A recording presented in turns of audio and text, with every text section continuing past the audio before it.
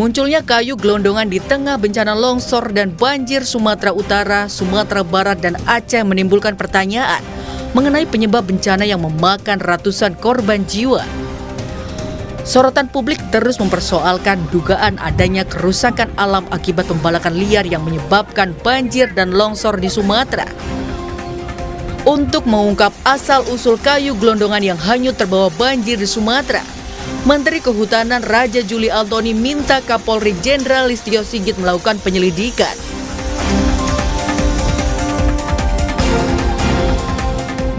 Setelah menggelar pertemuan dengan Menteri Kehutanan Raja Juli Antoni kemarin, Kapolri Jenderal Listio Sigit Prabowo mengungkap indikasi yang menguatkan bahwa kayu gelondongan yang ditemukan di tengah banjir adalah hasil penebangan. Ada berbagai jenis kayu, namun kita dapati ada beberapa yang ada bekas potongan dari senso ya. Itu yang akan kita dalami. Tim sedang turun nanti bersama-sama dengan tim dari kehutanan untuk menyusuri dari daerah aliran sungai yang terdampak sampai dengan kita tarik ke hulu dan hilirnya. Saya kira itu. Di DPR, Komisi 4 juga menyoroti adanya dugaan perusakan hutan di balik bencana Sumatera. Komisi 4 DPR membentuk panitia kerja alih fungsi lahan untuk membahas persoalan pembukaan lahan yang diduga jadi penyebab bencana Sumatera. Ketua Komisi 4 DPR Siti Hediati Haryadi menegaskan, DPR mendukung pemerintah menindak pelaku perusakan hutan hingga menimbulkan bencana. DPR menegaskan, pemerintah tidak perlu takut menindak siapapun yang terlibat. Kami mendukung kementerian untuk menindak siapapun yang membuat kerusakan ini. Gak usah takut apakah itu di belakangnya ada bintang-bintang, mau bintang 2, 3 atau berapa. Itu kami mendukung kementerian supaya ditindak dan tidak terjadi lagi. Tidak hanya di 3 daerah yang dilanda bencana ini, tapi juga di seluruh Indonesia. Banjir dan longsor di Sumatera Utara, Sumatera Barat, dan Aceh menelan korban ratusan jiwa dan membuat mereka yang selamat kehilangan kehidupan. Hingga kini, pencarian korban hilang juga masih dilakukan. Tim Liputan Kompas TV.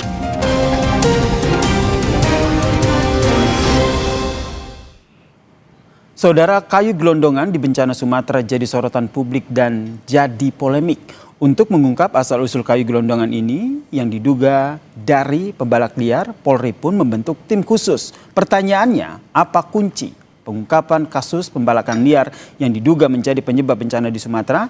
Kita berbincang dengan mantan Kabareskrim Polri, Pak Ito Sumardi yang telah bergabung bersama kami di Kompas Petang. Selamat petang, Pak Ito. Selamat petang, Mbak Jasir. Pak Ito, kalau soal penyelidikan ini menurut Anda biasanya ini Polri akan memulai dari mana? Kalau tadi kita dengar yang disampaikan akan kumpulkan bukti, menelusuri rantai distribusinya seperti apa, bahkan akan menginvestigasi aktor intelektualnya. Ya, baik. Yang pertama mungkin berdasarkan pengalaman saya pernah menjadi dan Satgas Pemberantasan Illegal Logging saat menjadi Kapolda Riau maupun saat menjadi Kabareskrim. Pengalaman itu pada saat itu adalah gelondongan kayu yang terseret banjir dalam jumlah besar. Ini merupakan indikator kuat ya adanya penebangan di daerah sekitar bencana. Yang khususnya adalah di tempat-tempat daerah aliran sungai. Deforestasi atau perusahaan hutan yang disebabkan ini bisa dilakukan oleh penebang legal maupun ilegal ya. Nah, ini dapat menimbulkan risiko banjir, kemudian berindikasi juga mengakibatkan longsor ya, karena tidak ada lagi akar-akar pohon yang kuat.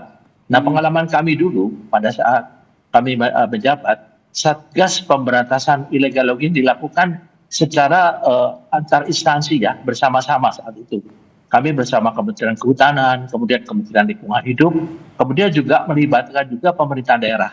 Karena perizinan ini kan berasal dari mereka-mereka semua.